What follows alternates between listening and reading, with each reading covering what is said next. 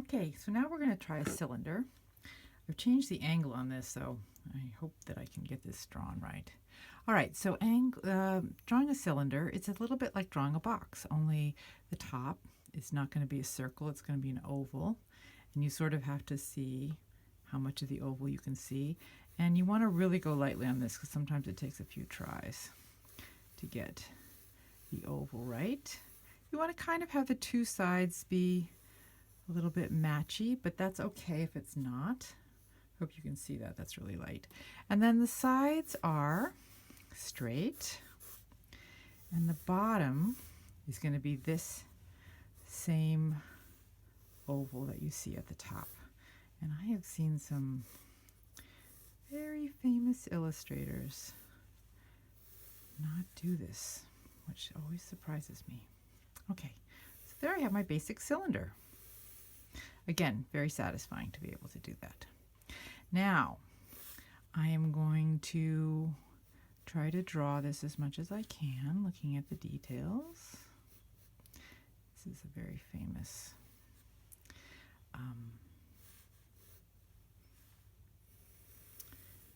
illustration. It's quite small though. I'm going to have to really go small on her.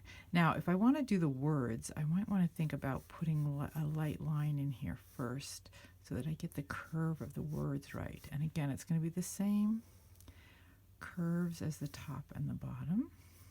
So I might want to do that really lightly.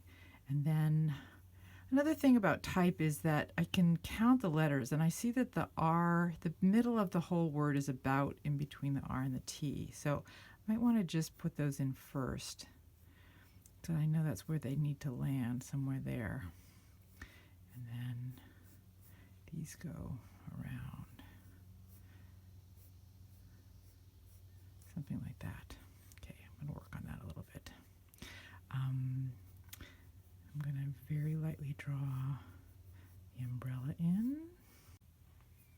Hi, I got cut off for a minute there. So I was going to say, after I drew little Morton girl in, that I am going to work on this a little bit more, and I'll be back in just a minute.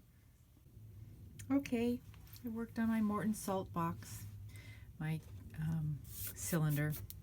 It looks a little bit odd, but you can see when I hold it up a little bit, it looks a little bit more like the cylinder. I had to move my pad so that I could see these cool shadows here. Again, you know, just looked where the darkest one was. Now, I didn't make the background all dark like the salt shaker is, just because it would take me all day, and I think I want to go draw something else. So I did it reverse, and of course, whatever you guys decide to draw, you can change it up. You can draw cylinders of any size. I have, you know, some of my paint things in the studio. You could do paint, just whatever looks fun to draw. Yeah, and have a good time. It'd be great if I could see these that you're doing. We'll figure out a way for you to do that. And I just wanted to say that tomorrow we're going to be making these, I think. Stop and do something really fun. In anticipation for doing this, you might want to look around your house for papers that you can cut out into circles. And we will need 1, 2, 3, 4, 5, 6, 7, 8, 9, 10 different papers. And you can cut them in circles of any size.